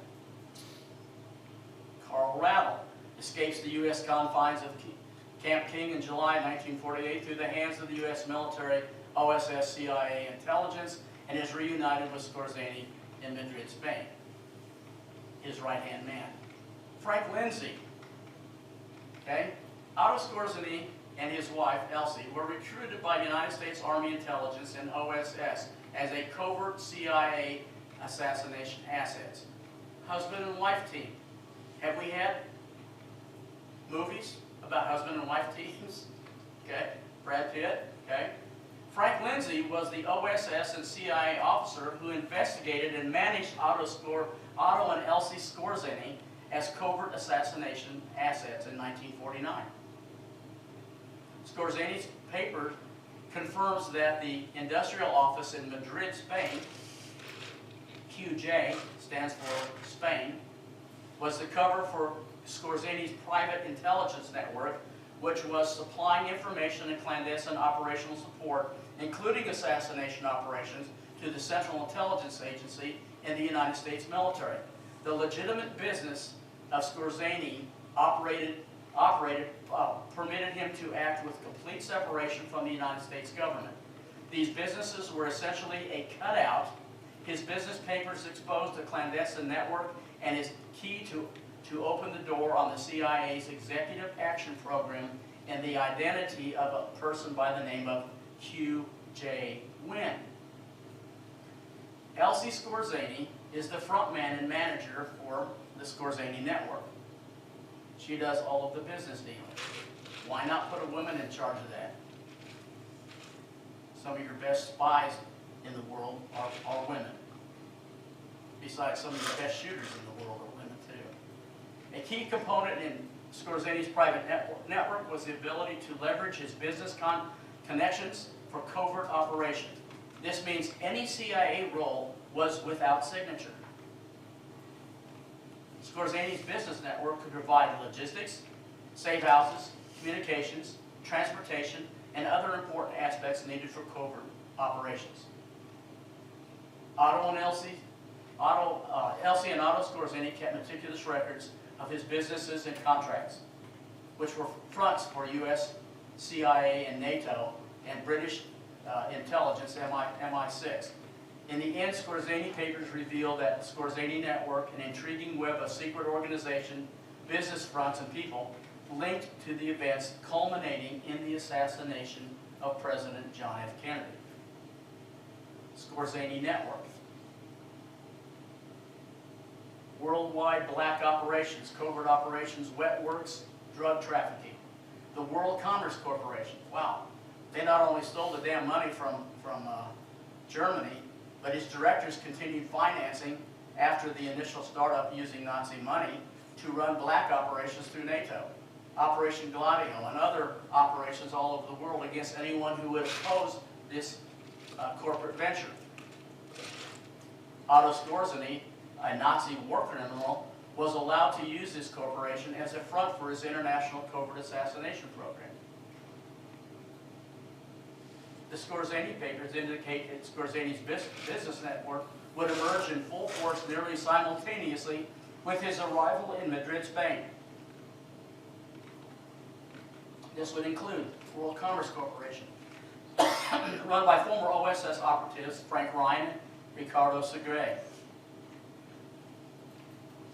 Both men are found in Skorzeny papers on documents concerning businesses for this period. These documents introduce us to two important businessmen in Skorzeny's network, Victor Oswald and Johannes Bernhard. Both men are paramount in the secret history of Project Safe Haven and the former ESS intelligence network of Sofindus.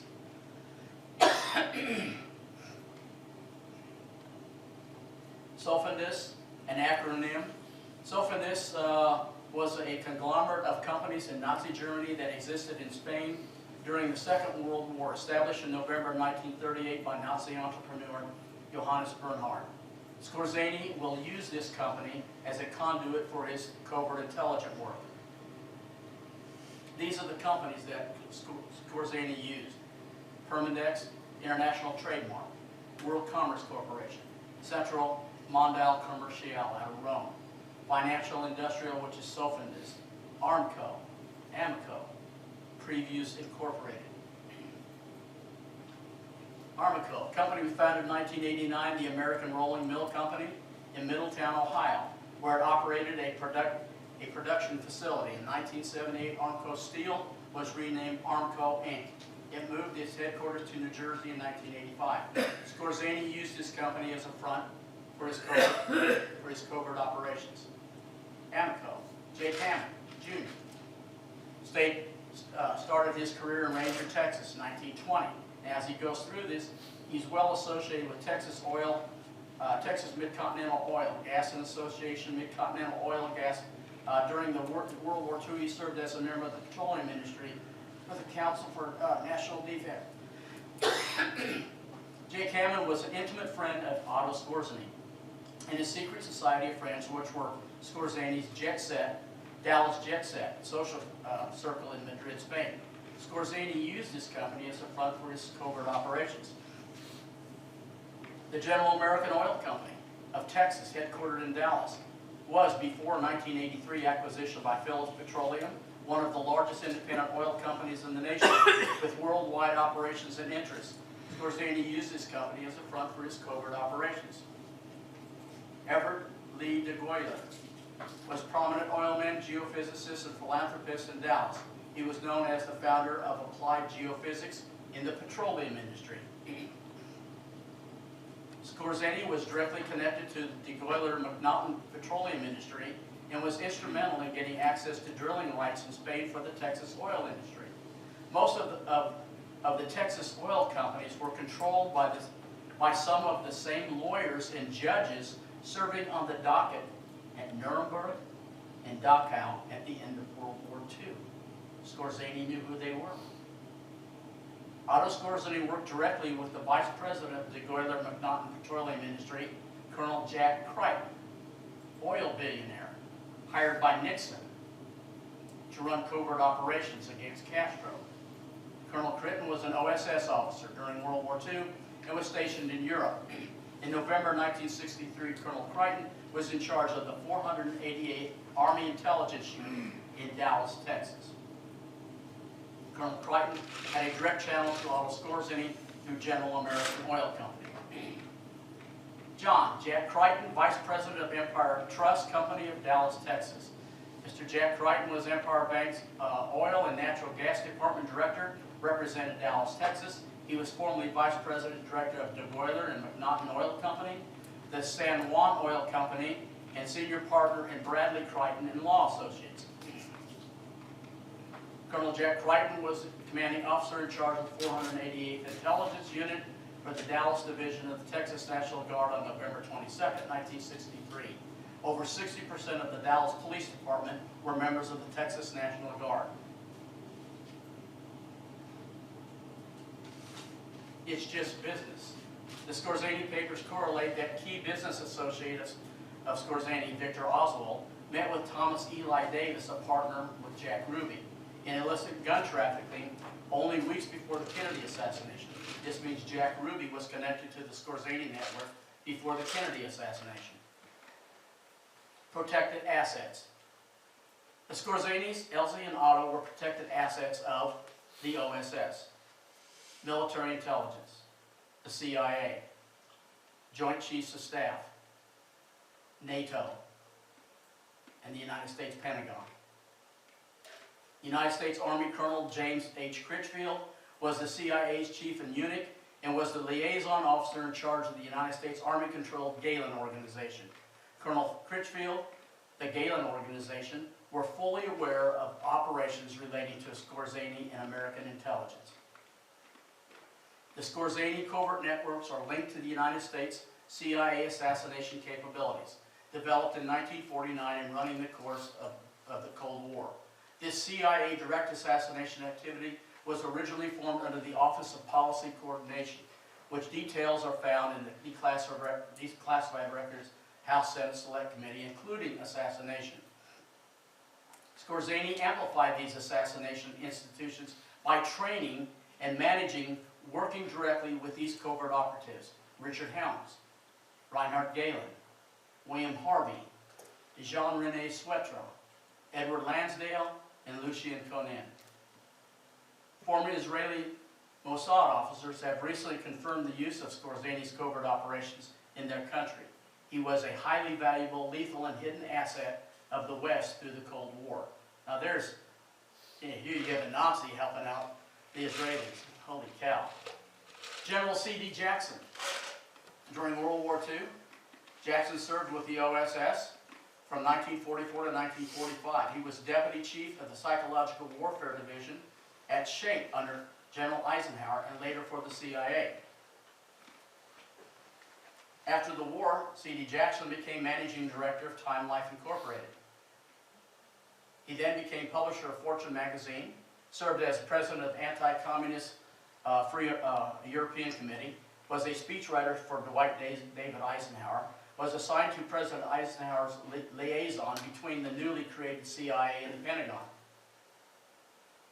After Abraham Zapruder took his famous film in Dallas on November 22, 1963, C.D. Jackson purchased it on behalf of Time Life Incorporated, which is now Time Warner. To protect the integrity of the film, upon viewing it on Sunday morning, he ordered it locked in a vault at Time Life building in Manhattan. The American public won't see this film until 1975. Geraldo Rivera's Goodnight America showed it to the viewing public and was sued by Time Life for $12 million. Just 12 years after the assassination. C.D. Jackson was a top psychological warfare officer who had pre-existing associations with Otto Skorzany's network and other OSS-CIA projects. His analysis of the Zapruder film was originally conducted for NBC by ITEC Corp and CIA company headed by Frank Lindsay, who vetted Otto Skorzany at the end of World War II. The editor of Time Life Incorporated, C.D. Jackson, and CIA ITEC Corporation President Frank Lindsay told America after hiding the Zapruder film for 12 years, the film was intact with no alterations. Both were OSS-CIA agents were totally aware of Otto Skorzany and his covert assassination operation in 1949. Film frames and fabrication. The deep state's control, confiscation, manipulation, and mutilation of all the known photographic evidence in the murder of John F. Kennedy. If you look at these films, if you look at these frames, every one of these frames has been altered. There's a splice in every one of these. But according to these guys at the CIA and ITEC, it's perfectly intact. The film is loaded with splices and cutouts. Skorzany papers demonstrate that key people such as D. Harold Byrd, the founder of the Civil Air Patrol, whom Lee Harvey Oswald was a member of, and key locations in Dallas, Texas, such as the Texas School Book Depository, were extensions of Skorzany's business networks. The Skorzany papers document a direct link between the Skorzany network and the World Commerce Corporation and the Tolstoy Foundation, Russian Immigrant Society, including George de Mournchild, Paul Regorovsky, and Peter Gregory, who were Lee Harvey Oswald's guardians in Dallas. Paul Regorovsky and Peter Gregory served as some of Marina Oswald's Russian interpreters after the assassination in Dallas, Texas. These connections were paramount in understanding the Skorzany network and the group that manipulated Lee Harvey Oswald. United States Senate Committee.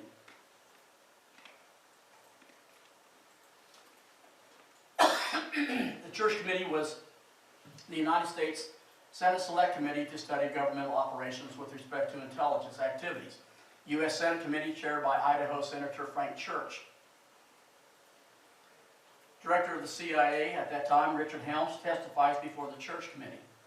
A single agent asset was given the cryptonym QJ Wynn and placed under William Harvey's supervision for the ZR Rifle Project, which is executive action. He has never used it. He was never used in connection with any actual assassination efforts. That's what Harvey said, or that's what Helms said. Helms described QJ Wynn. QJ Wynn is a code name, it's a cover name. Capability. If you needed somebody to carry out murder, I guess you had a man who might be prepared to carry it out. That was this guy by the name of Q.J. Wynn. The United States Senator Gary Hart, whom a movie is coming out about, and it's going to be dealing with Donna Rice, but he was involved in researching the Kennedy assassination. He served on the Church Committee and conducting investigations into the CIA covert action and intelligence, including assassinations, attempt on foreign leaders. He was on a subcommittee looking into the assassination of President Kennedy. Senator Hart was very interested in the identification of a CIA asset known by the code word or cryptonym Q.J. Wynn. Who is Q.J. Wynn? Okay. By 1979, independent researcher J. Gary Shaw, writing in Penn Jones' The Continuing Inquiry, explained the existence of a CIA-sponsored assassination program known as Executive Action. His article is based on a 1975 Senate intelligence report, which provides the code name for the CIA's assassination planning operation, known as ZR Rifle, which is Executive Action. One of the assassins hired for this kill squad was assigned the cryptonym QJ/Wynn. QJ Wynn is described as a foreign citizen with a criminal background. His identity has been one of the CIA's most closely guarded secrets. The CIA's executive action policy, codenamed ZR Rifle, a QJ Wynn assassination capability with plausible deniability. Executive action, ZR Rifle, the CIA's code name for the assassination of Fidel Castro. The ZR is the diagraph for Division D of the CIA. So ZR, we now know, stands for Division D of the CIA. Okay? Rifle, ZR/Rifle, is the code name for Castro. So the code name that the CIA gave in 1975, 76, 77, they were actually telling us information that we now know is the code name for the assassination of Castro. William Harvey operated Division D of the CIA. Q.J. Wynn is both a program and an individual asset. The CIA cryptonym to murder or assassinate a foreign leader was called Executive Action. Q.J. Wynn was a CIA diagraph used both as a program and an asset. This was a memo from William Harvey. QJ is the place. QJ stands for Spain. Who in God's name lives in Spain? Otto Skorzeny. No, Otto Skorzeny is located in Spain. He is QJ Wynn, or is directing an assassination program, a QJ Wynn operation, where he is facilitating a covert black operation using an individual assassination asset. Jean-René Suetre, a French OAS soldier, is Skorzeny's top assassin or technician. Annual salary for QJ Wynn, $7,200, and he's kept on a CIA retainer. Okay? The agent in charge of ZR Rifle, William King Harvey, was for a time responsible for both the Cuban operation and the development of executive action capability. These were two separate compartments which Harvey managed and strictly controlled. Jean Suetre, U.S. intelligence instrument present in Dallas on November 22nd, 1963. Using the CIA crypt ZR Rifle as the cover for the Cuba project, which is the code name for Operation Mongoose. Probably screw you up on this. Part of this Cuba project is a joint covert operation led by the CIA and instituted by the Joint Chiefs of Staff called Operation Mongoose. This is the clandestine operation that District Attorney Jim Garrison accidentally uncovers during his investigation of Lee Harvey Oswald, David Ferry, and Clay Shaw. Clay Shaw, that's the guy who went to pick up Reinhard Gehlen for Allen Dulles and flew him back to Washington at the Pentagon, stripped off the Nazi uniform, put a three-star American uniform, military uniform. It is the tip of the iceberg of the activities secretly used by these agencies to overthrow Fidel Castro or assassinate him. This was the actual document. There was a Jean Suetre, and we'll get it down here, Jean Suetre, also known as Michael Roy, on March 5th, 1967, Sam Papich, who is FBI, CIA. He said that this subject, Swetra, had been expelled from the United States at Fort Worth or Dallas 18 hours after the assassination of President Kennedy. He was in Fort Worth on the morning of November 22nd, that's where JFK was, and in Dallas in the afternoon, that's where JFK was. The French believed that he was expelled to either Mexico or Canada. Then it talks about his existence between one of the people that he was with. Captain Jean-René Swetra is QJ Wynn, Fort Worth, Dallas, Texas, November 22nd, 1963. He was part of secret army organization, a secret paramilitary organization set by dissident French officers and soldiers during the French-Algerian conflict, 1954 to 1962. Otto Skorzeny was heavily involved in the inner workings of the OAS and served as an unofficial liaison between the renegade group and the CIA. After the OAS dissolved, Skorzeny hired OSS members for his private paramilitary group. Captain Swetra was his top military technician, his assassin. Senate Intelligence Committee, Church Committee, 1975, they identified, especially by J. Gary Shaw, QJ Wynn is identified as Captain Jean-René Swetra. The Skorzeny Papers. Skorzeny's network had a greater point of destiny in November 1963, when it was utilized to carry out the most tragic mission in history. JFK, a targeted kill.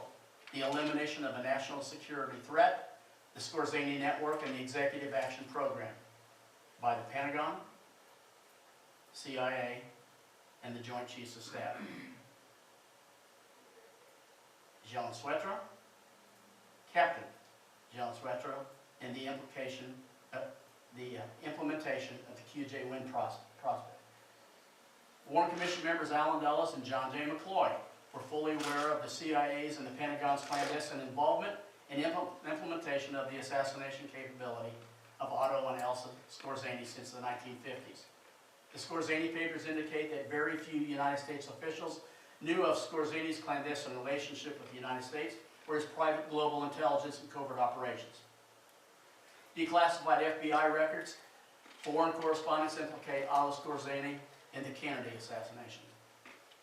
Declassified CIA documents confirm that a former French OAS assassin Skorzeny network operative was flown out of Dallas within 24 hours of the Kennedy assassination by the U.S. government.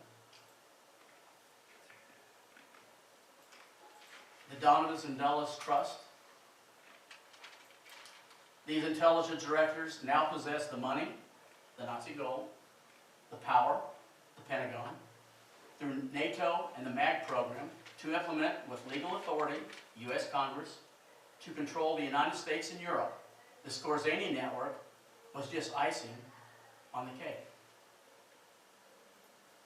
By the early 1960s, Skorzeny's covert network had all the hallmarks of a high-level assassination capability, with nearly point-by-point similarities with the CIA QJ Wynn assassination program, discussed later in Investigations of Covert Activity, Assassination, CIA.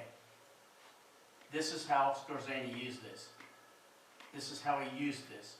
NATO, North Atlantic Treaty Organization, through Lemnitzer and Dulles, used the MAG program, Military Assistance and Advisory Group.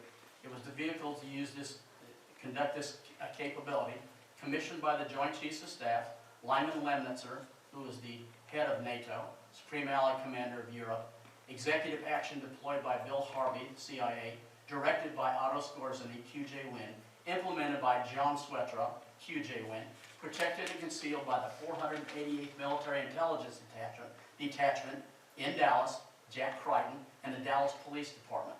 In Dallas on November 22nd, 1963, and covered up and protected by the national security state, the Pentagon. The execution of an American president, John F. Kennedy. It is therefore imperative to understand that the revelations found in the Skorzeny Papers manifest themselves through the collective body of documents, covering the development and the implementation of this covert network and its associated activities.